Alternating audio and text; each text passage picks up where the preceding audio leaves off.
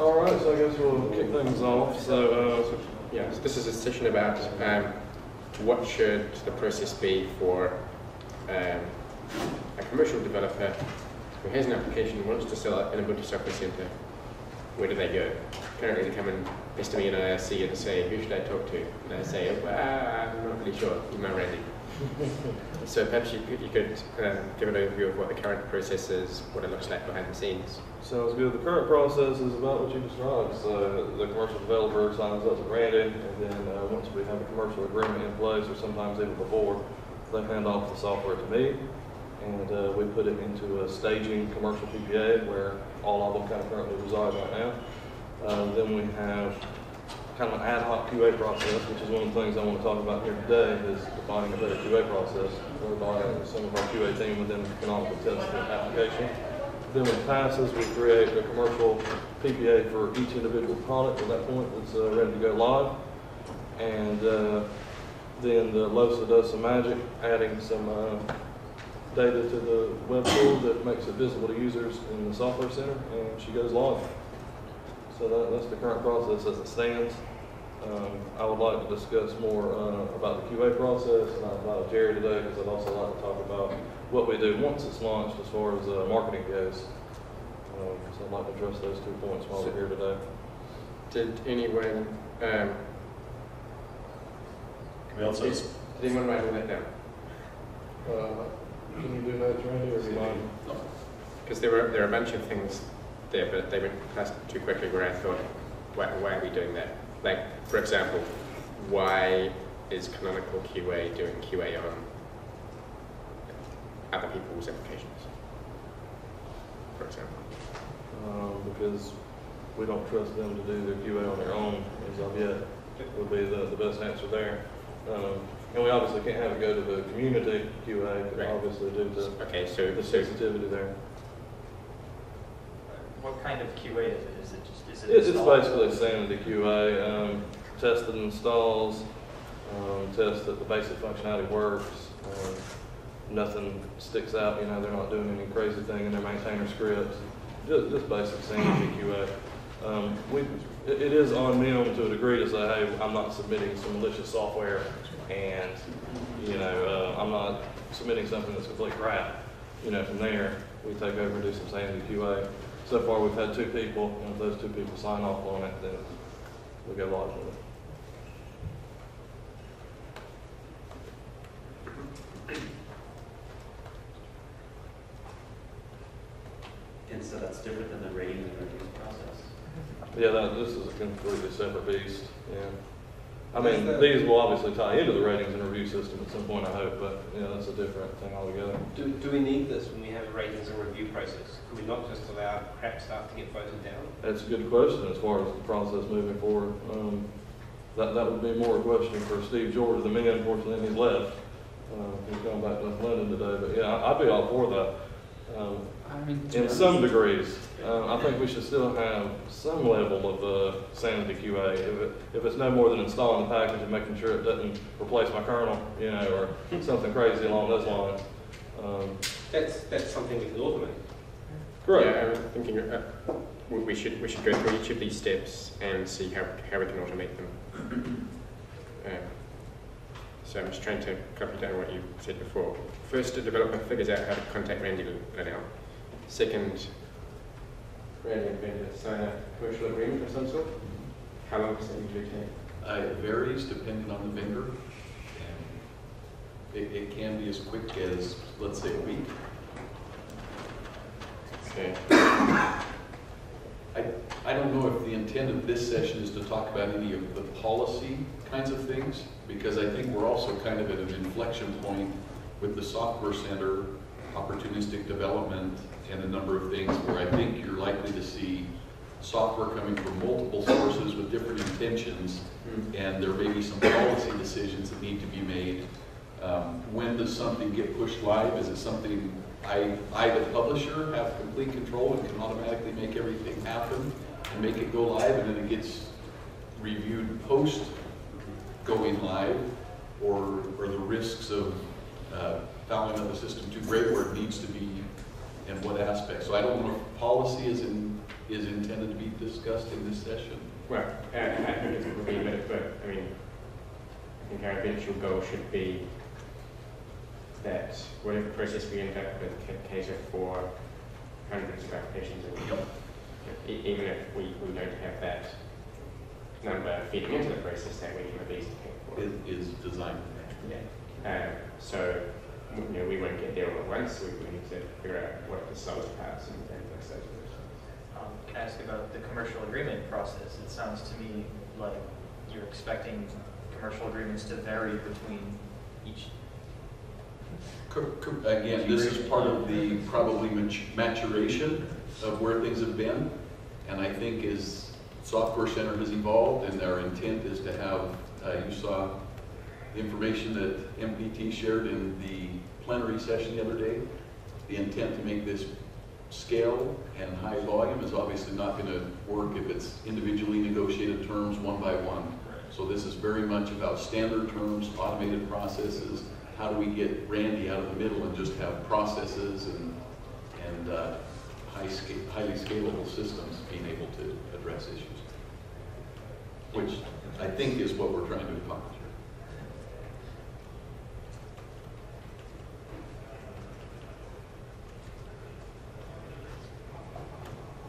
here. Okay, and So having a standard agreement, standard terms is one piece of the track. And then I think what Brian articulated and what you saw if you look at the blueprint talks about the technical aspect of how does my package make it live, which Michael and others help me. Stuart.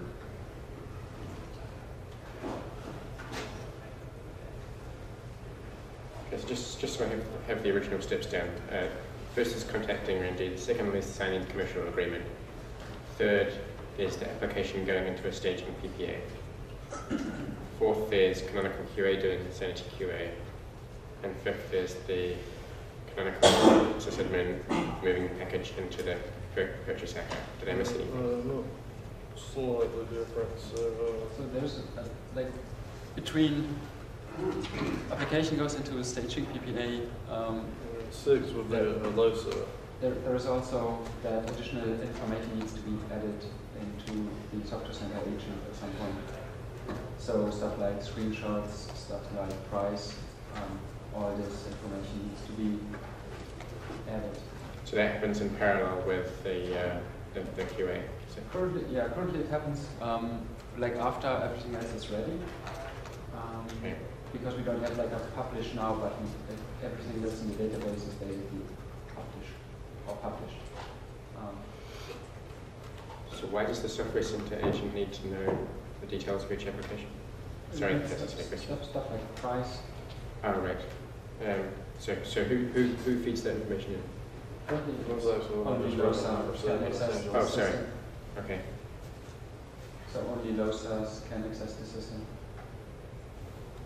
And that's not done in parallel, that's the last step.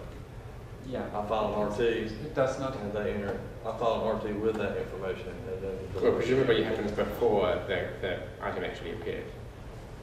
Oh, well, yes, that's what makes the item appear, actually, but this is different. Oh, it's Oh, I see, okay. They can't see the purchase mark operational item system. until the LOSA says, here's the data for it, and then his client says, oh, there's some data for What's this. the LOSA, Brian?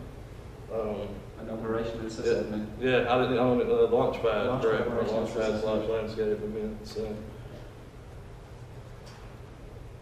Okay. they're special people.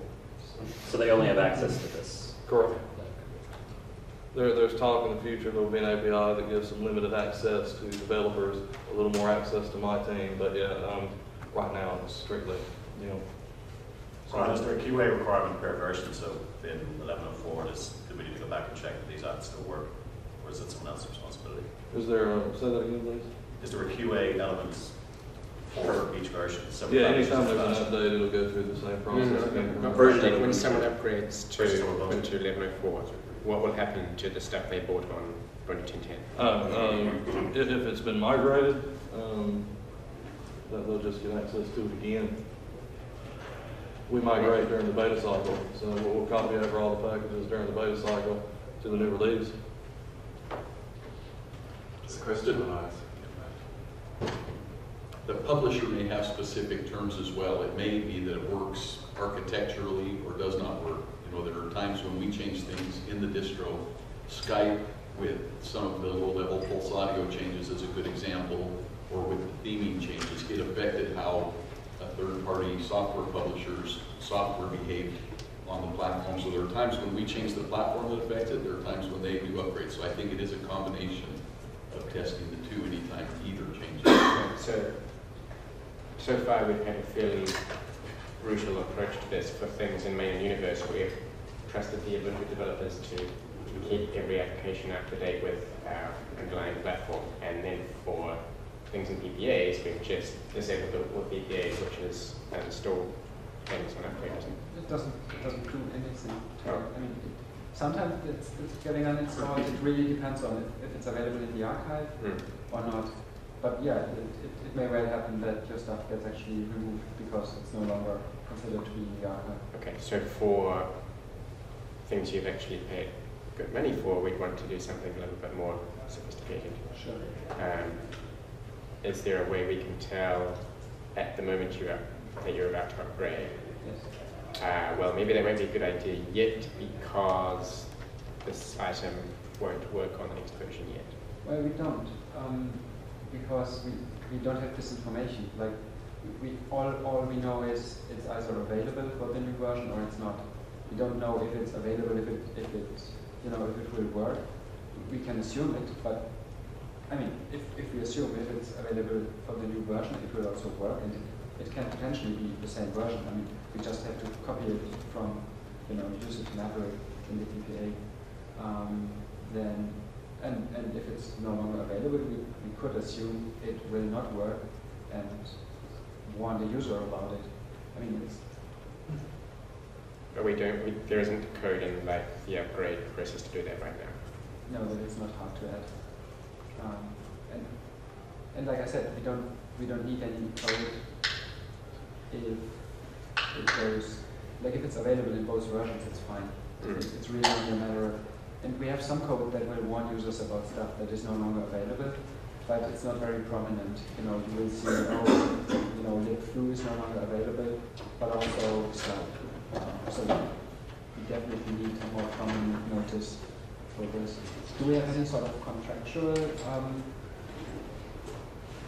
policies in place? Like, do we force people to actually support at least 2 versions, for example, or? It's not in the current agreement. Most of them have an intention, and most of them have a span. Obviously, if the customer purchases it, they assume that it's good for the life of that current platform. Okay. But we're changing the platform underneath what we initially knew it ran under. Right. So there are occasions when, even though they intend for it to have longevity, it may not. Right. So would you want the users before upgrading that you have some softwares which would not be supported for the next upgrade?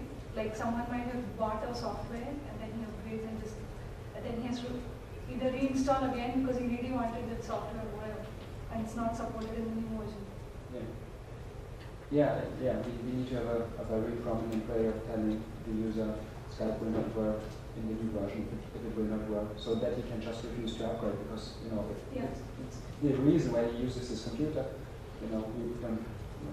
We might go on an extra special case for paid apps because they've actually paid money. I think it would be more realistic for us to say whether we are unsure if the application will work, because if we're saying that it won't work, it also means that we have to test it and understand that it won't work. I think it's a little more realistic to say we don't know. Think of how it works on a commercial operating system like OS X. If I've paid $2,000 for Photoshop and I upgrade my OS X install, I have no guarantees that version is going to keep working. I don't think we should try to be too super ambitious here, just because it's a paid application. This was when I was talking about policy, this is the kind of thing that I was talking about. We should be clear about what we're trying to do, make sure that we message it very clearly and say this is, this has been tested, we know that this version of this software runs on this version of Ubuntu. The intention is that it would work in the future, but it may not, just so that people are coming in eyes open that there is a risk that it may not work with the future version. I mean, on the other hand, if you can handle upgrades, that's a competitive advantage. It's an incentive for the It's an ISP to incentive for focus people to on, focus on. for the publisher. Or I think usually they charge money to be Yeah, on their absolutely. network. You'd say, well, we're not talking about charging, we're just saying that there's some way that you could upgrade the underlying platform to get Does some sort of purchase. that mean we would want to consider the possibility of a vendor having a version for one version of Ubuntu, and then when you upgrade, you would need a different version and a different money for it? And, I mean, all of these are possibilities. We run at a much faster cycle than what most underlying platforms are changing out at. So if you were thinking of yourself as the consumer, and I just purchased, if it's a small, you know, $5 maybe, I don't care as much. If I just spent, what was it, Elliot? I just paid? $2,000. I just paid $2,000 and I got 3 months use out of it, and now you invite me to buy it again for $2,000 on the next version. I don't get that excited about it. It doesn't happen that much though. I mean, in the case of, it did happen in, I want to say, between 10.4 and 10.5, but that was a big deal and a big story around. So it doesn't happen every 6 months. So don't live in fear that I can actually go and install like CS3 now on my machine, even though there's CS5 and it will work just perfect. And I think, so 2 points. One is longer life cycles is what people are maybe accustomed to, so that impacts us here because we have shorter, quicker turns when it might not work. And then large purchase, you know, I think if you're making a large purchase, you're more inclined to try and make sure it's going to work, maybe LTS. I was going to say, is it worthwhile to draw a distinction between I mean, that's 2 years. People, you know, that's more along the lines of other operating system upgrades, where users feel like, okay, all bets are off, that's fine. I think if I'm a publisher, and particularly if I'm a publisher that focuses on enterprise server applications, high ticket items, I probably will focus and say, I guarantee this will work through this current LTS, and then the next LTS I'll focus it. But that, again, these are from a we're asking about policy-wise. Does it intend to come from us of what the policy is, or is it just obvious that it's good for the publisher to guarantee their product is going to work and be able to state that? MPT, should the version of Ubuntu that an application is certified on or QA has been QA'd with, should that be more prominent in the software center so that becomes something that people think about when it comes to upgrades? The software I'm buying might not be compatible with it. I don't think it's interesting until you think about upgrading. Yeah. And one of the difficulties we have here is that, although, as Aaron said, it's less common for applications to be incompatible with, or it's relatively uncommon for applications on other operating systems to be incompatible with a new version of the operating system. It's also more common for us to upgrade our operating systems quickly. It's because it's free and because there's a prompt for it. Hey, you know, here's a new version, and it's just clicking a button rather than going to the shop and buying a CD or whatever. So, you know, it works both ways. Yeah, I think we need. I think this is some work in Update Manager to say, well, there is a new version of Ubuntu available, and these applications you have purchased or installed from an independent developer do have versions for this next Ubuntu version, but these ones don't yet. So maybe you want to leave it till next month. I think we're getting. We haven't talked details about here. this kind of thing, but if I go through the upgrade process and it talks about packages being removed that are no longer being used, you know, maybe there's a similar parallel concept that should be used for these types of things. Yeah, we have the information in place, it's just not very prominent at all. I mean, it's mixed between what you have paid for, and it's not an issue currently because this is the first release. Yeah. So it hasn't been a big deal in the past, but now we need to obviously ensure that We have made commercial apps available in the past, but not through the software center. Right. So we have experience in this, and it's It's been a bad experience. Yeah, it's a terrible experience. Yeah. So For this kind of What's the stuff, bad? it will. we'd upgrade a version. No, it will not go away. I mean, like Yep. for this kind of the stuff that you bought in the old system, where that did not have any sources of list attached to it, where you basically just got a dev package, that is considered like Update Manager will not touch it basically. Hands off. It may still not work because our, portfolio or whatever has changed, but at least it will not get removed. Okay. So we've spent a little bit of time, perhaps a little too much time, on the operating system upgrade case. But let's get back to the original process. Let's get to our three main steps here, which is trying to define the end-to-end process as far as what can we automate in this cycle. That's really what we need to hammer out before we leave here today. I'm glad Chini and others have joined us because it's mainly on them. A lot of it is on them. So the first thing I want to talk about as far as automation is by Natty, what can you guys commit to as far as an interface for submitting some form of software that's in an automated fashion, semi-automated fashion, so that Randy is notified, I'm notified, so that I as a developer can go to ubuntu.com/developer or whatever, or canonical.com/developer or whatever, and fill out a little form, and at least I will get contacted back. At least I can upload my tarball somewhere. I wouldn't go as far as the PBA yet, because most people aren't going to get that, but maybe an FTP server they can dump it off at, or just inline in the form they can dump it off somewhere. One of the first things we're going to look at doing is basically providing a user interface for editing stuff that currently requires Lotus to go on. So that's screenshots, it's basically measurement pricing. We have yet to decide whether we want to have kind of approval process or whether we need to let the publisher change it at will. That's pretty straightforward to set that up. We need to look at standard agreements so that when people first sign in, they actually agree to our terms of publishing software. Uploading basic tarball should be fairly straightforward. I would provide, like, say, an FTP source or just file upload through the browser. Something fairly straightforward. Does it actually have, does it actually have to be an interface to upload stuff? Shouldn't it be? Yeah, I guess it has. I think it would just be the easiest for a developer, right? Because it at least gets me to look at his software, and then I can go from there. I can say, hey, here's what a debian source package is. Here's some links. See how confident the guy is. Maybe he does understand more than I think. If we've got links to that kind of information, I know there's some discussion around kind of board of dev boards as well. If we've got links to that kind of information, it'd be great to kind of provide the how to get started steps within the developer login. Good idea. Yeah, that'd be great. Automating the creation of commercial PPAs is something we're working on, but I think they're launching the initial API stuff in the next month, apparently. They need to add another call to set up a commercial PPA, but that should be fairly straightforward. So I think in this quarter we should be able to at least get the basics in place, kind of remove some of the stuff that can be automated very easily. There's still going to be some manual processes after that. Of course. If we get what I just asked for, I'd be happy with the Natty release. As long as they can upload their software somewhere, there's an automated email mechanism so that we're notified on a list somewhere, and that there's a repository where I can look at all the people's software they've uploaded. I'll be fine with just that. We've got the staging PPA as well. Correct. So if we can create that automatically, would it be, rather than having a file upload through the browser or something, would it be possible to just say this is how you publish your stuff? I just don't think they're going to. I just think it's going to be too much of a hurdle, and a lot of people are going to go away. I really do at this point. All right, so actually, here's the Debian packaging manual. Yeah, something simple. Whatever you've got, stick it here. Yeah. I think it's a good start, and then we can see how confident people are this cycle, and then the next cycle we can adjust. Maybe we get people who are learning quicker than we realize. And we can say, here's a 3-step guide to basic packaging. Obviously, you can't make that simple, but right.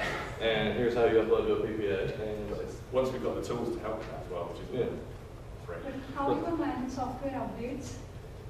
I'm sorry?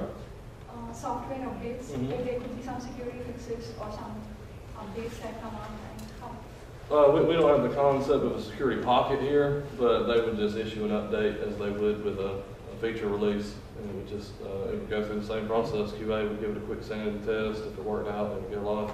So the same process.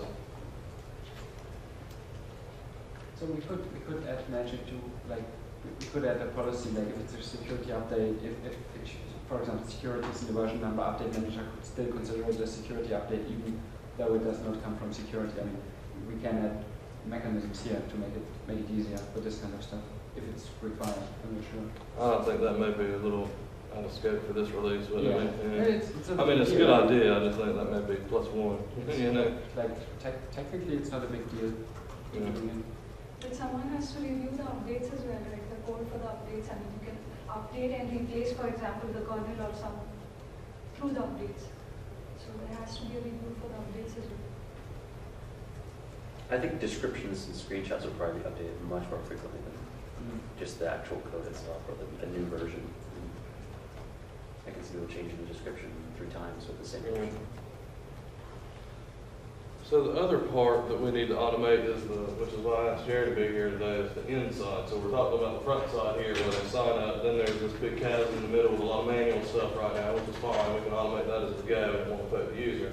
And then there's the end result where we have pushed it live, whether it be a new release or an update.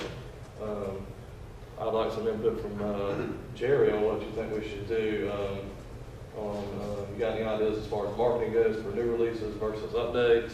Can we have maybe an RSS feed somewhere? And do we want to go so far as to maybe a press release for new products? I'm curious your thoughts there. 'Cause right now we're not marketing. I mean, we had a guy on RSC just ask, oh, you can accept commercial apps into Ubuntu? We've already got 2 in there, and half people don't even realize that. So I think our marketing is lacking. Well, I mean, it's the fact that we only have 2 apps that's quite well, certainly part of it. Yeah, certainly part of it. So I'm not quite sure. I mean, it's going to have to wait and see to some degree. One, on the sort of volume we're getting in there. Secondly, the type of apps, which obviously makes a huge difference to what the type of market is for it. Thirdly, do we want to pip commercial apps over open source apps, right? So we'll give them a special status above and beyond the FLOSS apps that are in there as well. I don't know. Did you say different versus above and beyond? So we bring out a commercial, so you're talking about bringing out a press release to do some marketing push, we did it on a commercial app. Well, the argument might be, why would we do that with a Blender or something that's in a FLOSS app? So in effect, we're giving them a different status than the FLOSS apps are in there. Which isn't, necessarily a bad thing, but I think the marketing would more be about the software center itself, and then let people go in there and discover whatever applications they want, be they commercial or FLOSS. I think it'd be a more sensible approach than. Could we have perhaps a weekly type thing that highlights everything that's new, whether it be? There's lots of things we can do. Because I'd like to see something happen, some form of press. Yeah, we definitely want to pull out the software center, but the software center is a huge, potentially a huge attractor of new users to the platform, and also potentially, there's revenue there as well as really commercial applications, as well as, bringing people to Ubuntu. So we definitely want to do it, but I think this cycle is more about getting it working well and getting the processes in place and making sure. So we can put a lot of effort into marketing this, and then we can still have the versioning problem and find out 11.04, nobody's happy with us, So we want to make sure that we solve that, or we're confident in what we have, and spend the cycle doing that and automating it before we start, pushing it more heavily than we are already. And BT, did y'all get the functionality in the last release to launch Software Center to go to particular app pages from a URL, from a browser link? The basic function has been in there since 19. It just didn't open Ubuntu Software Center until 2010. It opened GDB instead. Not GDB, Acura. We've been spending most of the time talking about what I would almost call commercial ISVs, commercial publishers. I think the concept, and I'm glad that Jerry commented about maybe a FLOSS thing, or maybe Rick, I don't know if you want to comment about I'm an opportunistic developer, I just wrote this cool thing and I want to sell it on a software center. I'm looking at this as an input. We've been talking about one particular class of inputs, but there are likely others. What's the difference in your mind between someone who's like has a FLOSS program that they want to sell versus? There may be none. I'm just saying most of the commentary and the discussion has been coming from people that are used to dealing with commercial software vendors. And I don't know if the behavior, I would like,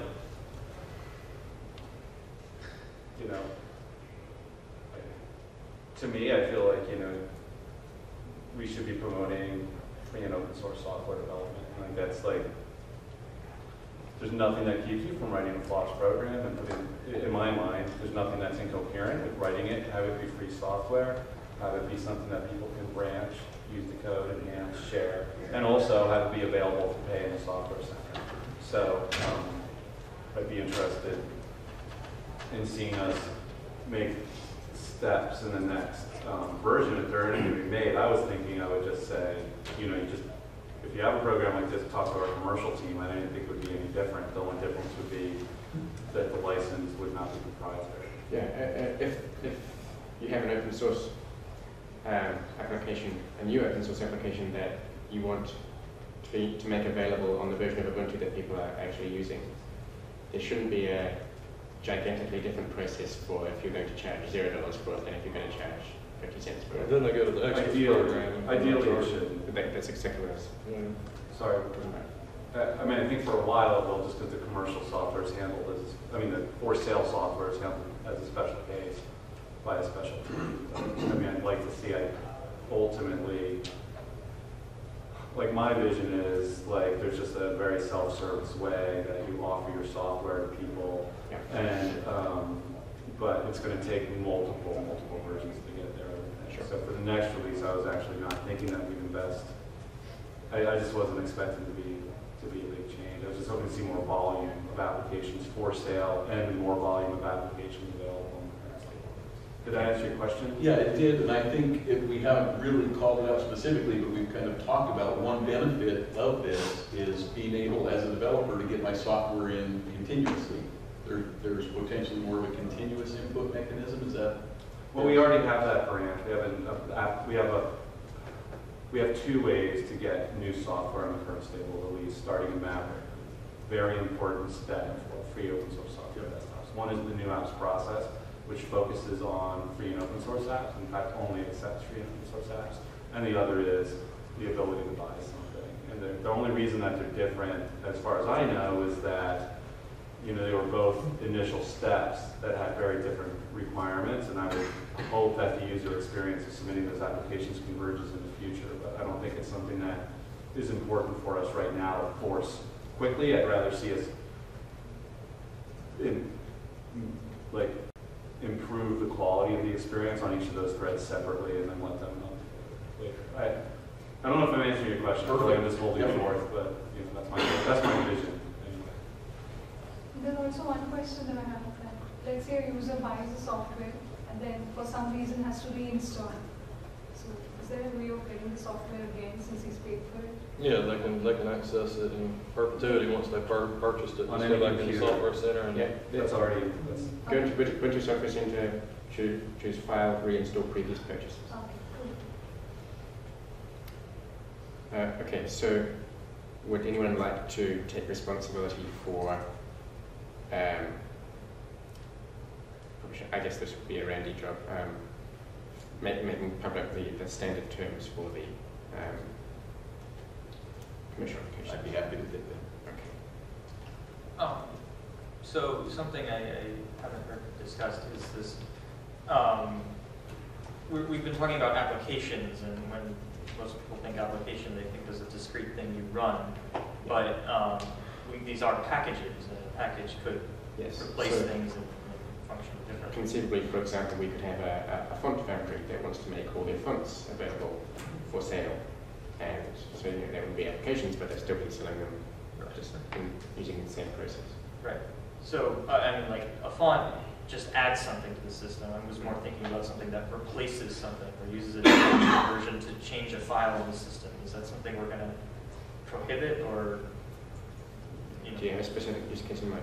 Well, just off the top of my head, someone wants to change, say, the codecs you use by default for everything, or wants to sell a proprietary module that gets loaded on boot for, I guess you can't do that with kernel modules, but these sorts of things, replace like a system daemon or something like that, right?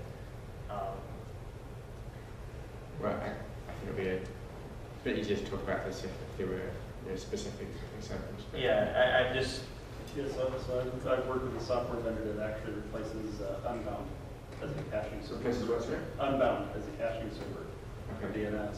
So there's already an Unbound package, but it's their version of it. I think it would be such a niche case for what we're dealing with now. We deal with it on a case-by-case basis. I mean, seriously, if it becomes a problem, or I shouldn't say problem, if it becomes commonplace, then yeah, we probably need to address that. But most people coming to us now are selling DVD players and games, and it's not really server-oriented, it's not really service-oriented, it's just leaf node applications, that people want to sell. So. There is an app review board that's connected. Correct, on Make sure both that's- sides, for the free software and the commercial software. So. I mean, a use case, another, I should have thought of my own package, the branding Ubuntu package replaces like the images in the card backs of Solitaire and stuff. Someone could conceivably sell something like that. And Any software that's free but not GPL, like BSD, MIT, whatever, conceivably that could be forked into a proprietary package, sold. It needs to replace the existing one that ships with Ubuntu. Again, I don't think you're gonna see that as a common case scenario. I plan on doing that. Oh, you're gonna do it? Yeah. And selling it as a commercial app? That's a good idea. Exactly the Finally, a real world example that we have somebody gonna do. Again, we'd have to look at it on a case by case basis. What was yours gonna be? It's be a database, it's be CouchDB. It'll be $0 incidentally, but I think that doesn't matter, right? If it's closed, then yeah, that doesn't matter. If it's open source, you're gonna get kicked over to the. That's probably an important to call out. There are some pieces of software that require a license, but no money. Like Flash or Java, those will still be in this same process as well. So, wasn't that historically the partner process? It is. Partner's dead as of yesterday, so it's being folded into this.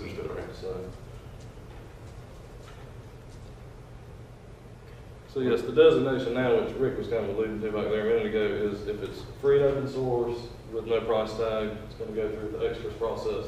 If it requires a license, in other words, if it's not open source software, or if it is open source software and has a price tag, then it's going to go through this process. So, and we'll hopefully have a ISC create a nice page that directs people where they should go, so it's not confusing. Yeah, I would like to sell something, or I have a piece of open source software I'd simply like to make available for this release that's currently out the door. Yeah, so I guess I will take responsibility for organizing the design and implementation of the initial form that people go to where they just want to get their software into Ubuntu, and then it asks them if they want to charge money for it, and if so, what the license is, and so on. And directs them to the appropriate place.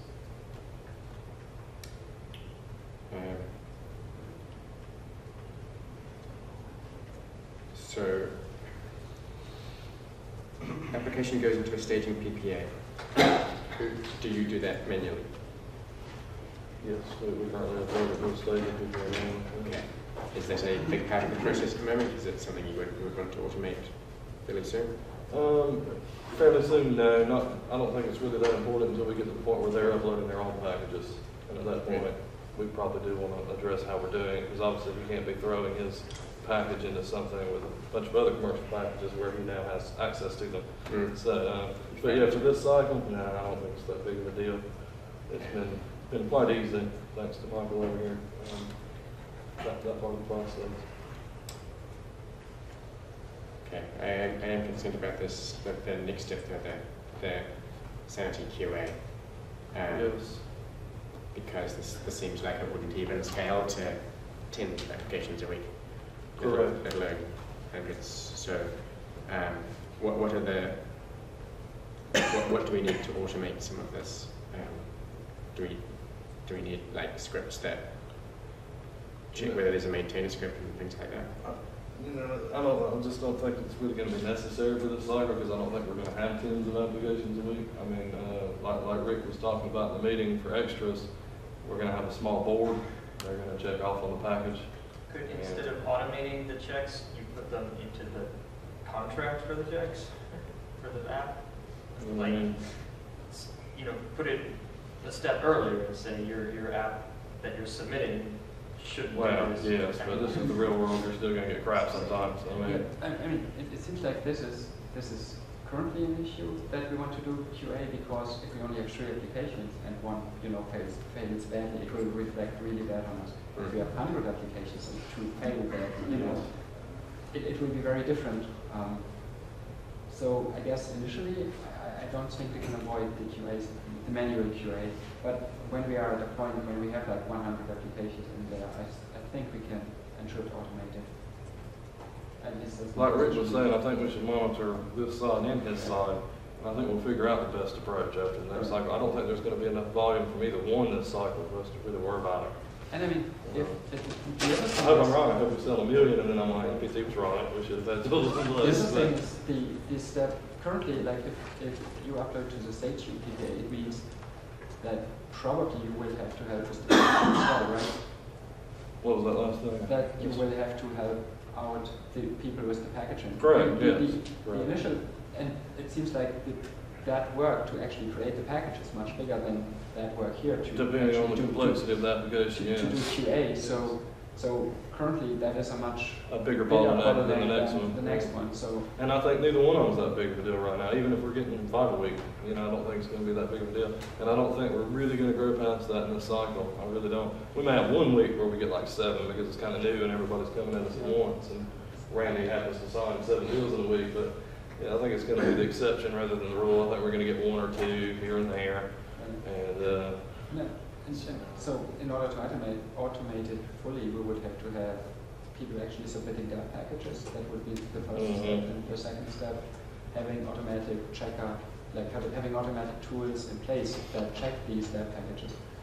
And once we publish a guideline, like what these lab packages should look like, then we can write the tools in order to actually check the lab packages. So it seems like and I was in a session about this yesterday, actually. They're writing a tool called Package Me, where it will walk developers who know how to write software but don't know how to package through kind of like a DH Make on steroids. Wasn't it Package Me?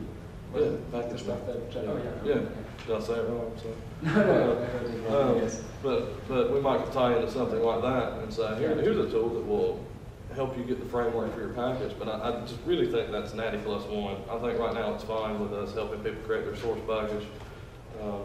I think we want to, you know, at this point. We want quality stuff going in there, like you say, so it doesn't reflect poorly upon us out the gate. And the quantity is not to the point where I think it's going to matter. But what I would like to know is what we're going to do about our QA process, because right now it kind of does not exist. Yeah, I would like to define it. Do you mind if we take a minute or two and just explore ideas? I mean, you got a lot of smart people here.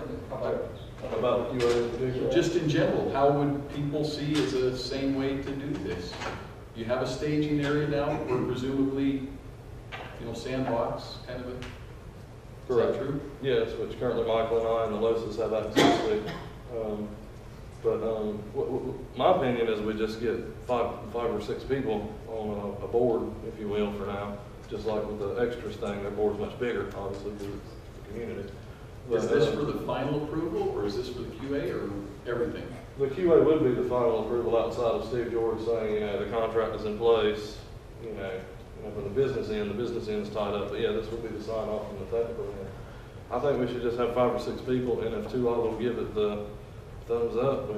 So it feels, I know Matthew is having fun, and he put like, do you want me to add 1,000 $1 apps and move them by hand? But it does seem like we're projecting failure rather than success. If this thing starts to, you know, if things start to come in volume, how would we anticipate handling this? But it's kind of a Maserati problem at that point, isn't it? You know, you're making money. I mean, you can start automating at that point. I don't think tomorrow we're going to get 1,000 applications. I mean, I think it's over engineering ahead of time. I just really do. Maybe I'm wrong, but I think you're going to. I think the time is better spent trying to get people in than it is engineering all the tools at this point when we don't even know necessarily what the process should look like yet. I mean, we haven't learned enough about. I agree. I'm saying there's a small circle of people that have been kind of having this discussion and been thinking about it, but I think there's a broader circle that may have some insights that we may not have thought about, and we're here. Let's take a minute or two, and if somebody has an idea, and maybe this is a derailment. I'm not trying to take it where it shouldn't go. It's just a question. I mean, this is good. I think we should have a few minutes on this. And we've already talked about. So if the first step would be to require or to strongly encourage the vendors to submit DIP packages rather than towels, is it now? Well, yeah, but that's Alternatively, we could have tables that follow a special format, you know.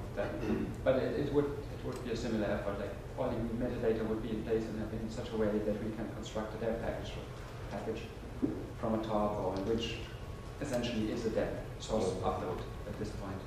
But either dep or defined tarball format that contains all the information you need to construct a dep. And guidelines what this dep should look like. Like, should it use opt, should it use the regular file system hierarchy, what kind of maintainer scripts are allowed, if any at all.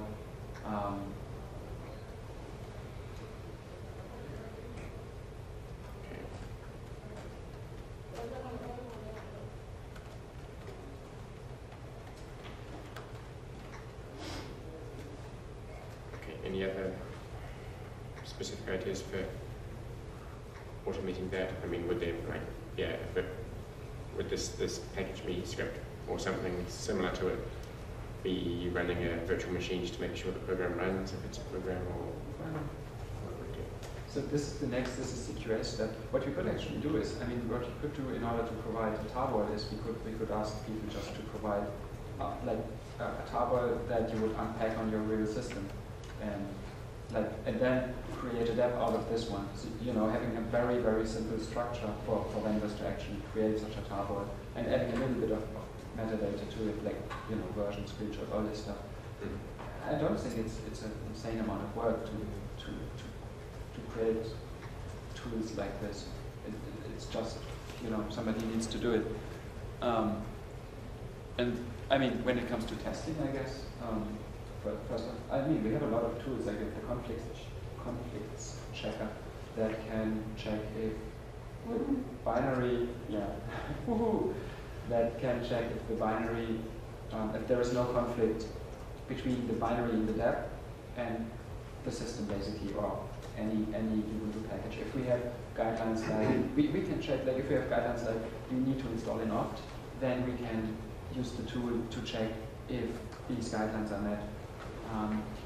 We probably should install it as well, just in case, in some virtual environment. This sounds like the exact same discussion we had about extras. Yeah. It is a very, very similar problem, yeah. I mean, it seems like it should be the same process and tool for both. I tend to agree, other than the QA process, which can't be, but yeah, everything else, pretty much.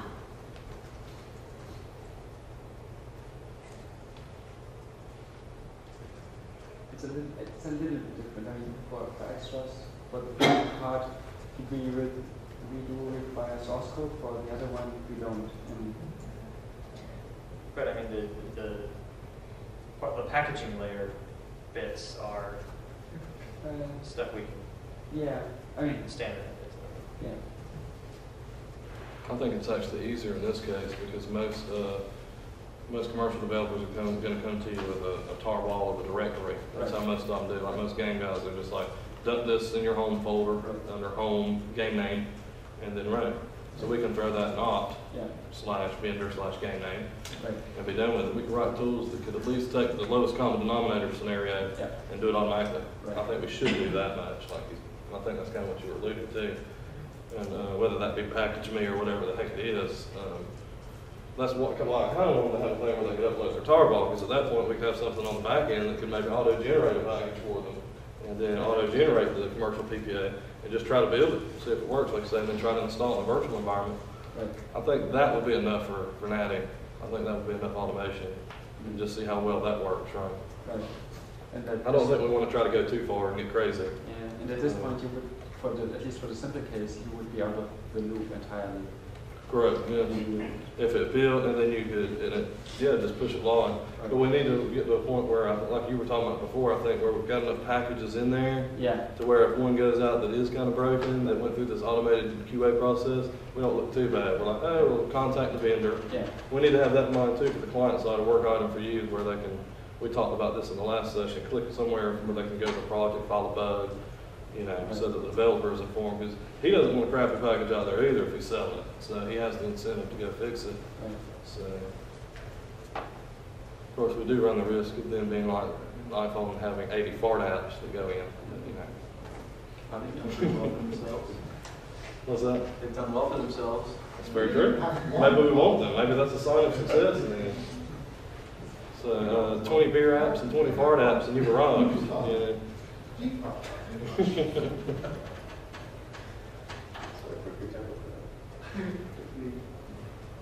I'm just saying, once you take off the QA process, you open the floodgates more. Right. People can push anything they want. Oh, yeah. Which, like I think eventually that's where we want to go, and let the ratings and review system Right. filter them to the bottom. Agreed. Right now, I don't know, I think we might still want to have gatekeeper, but Yeah, it's up for discussion. Initially, we need to be careful, in my opinion, as well, but that we need to be able to make it gradually more open and open. Mhm. No, I think NPT's vision that he talked about the other day is absolutely right. I just don't think we're going to get anywhere close to that coming at it. I think we should take baby steps. Yeah, we can. Great. We want to Like have the form, have some basic automation tools, but still have a QA process in place with some board that we form. So, there was a comment on IRC about verifying Sorry. that the vendor is actually the rightful owner of what they submitted. Oh yeah, I mean we have Randy right now that handles that side of things. Once So- we automate Randy, then what happens? Well, I mean, they get sued, right? I mean, the same thing could happen to iOS, the same thing could happen in Android. I mean, it could happen anywhere. We would be notified, DMCA violation, and we'd take it down, like anybody else. I don't think we would, I'm no lawyer, but I don't think we'd be in any way liable once the tool is an automated publishing tool. This is actually what makes this process much easier than the extras process, because here we actually have a person to track down. In extras, we probably only have the email address. And Yeah, here we at least, they're digitally signing a contract and Exactly. nothing else. So, if somebody violates our terms of the contract, then we kick them out. Yeah, exactly. And if somebody wants to sue them, I mean, that's their business. They violated the license, not us. Yeah, just a few minutes. Anything that hasn't been addressed that you want to cover? No, I think we need to offline come up with how we're going to structure the QA team, but I think that's best handled offline anyway. Get Steve involved, because Steve's not here. So he's kind of driving the whole process. Other than that, now I think I covered what I want. As long as we get our form, as long as NPT's happy. I like to keep NPT happy. I'm thinking as well as the developer console, we will need some sort of admin console for you to look at, so that you don't need to keep track of a bunch of different emailed agreements. You can see which ones you've signed off and which ones are in the archive, and you can press a status view of sorts, pending, click a live, button, click a button to move it to the purchase archive instead of asking services to do it. Unfortunately, that's going to be a battle. That's another offline topic, because we have to get access from the LOSAs to do that, so they're going to have to write us an API. But yes, I 100% agree. I've already been asking for that, and kind of might just be kind of, If there's any consolation for limited access in the admin area, which is probably teams access control for a very small set. yeah, for privileges, which would be ideal. Yeah. Trust me, I don't want any privileges. I just want to be able to set a price, set name, like you said, change it from live to not, But yeah, and eventually we want the user to be able to do some of that. That's why an API may be more important than getting access to the console, because we have an API with fine-grained abilities. They can set the price, they can change the name, they can change the screenshot. That would be available in the next quarter. Okay. Yeah, so for your point of view, having a kind of administrative view of what's going on is something. Good point. And parts of that we would actually expose and make self-serve. Okay, so I think we've come up with about 3 or 4 items we can work on to make this easier. I mean, this is just a very first attempt, and a lot of things we don't know what won't scale yet. So, but this is a good start. Movies, that's an interesting thought. Great. I just saw somebody put down movies as a potential commercial item, and not thought along the lines of media. I think it's probably more something for the Ubuntu One music store. Ubuntu One media But Fox store. is a possibility. We used to have contracts with those guys. Okay. All right, thanks everybody for coming. Thank you.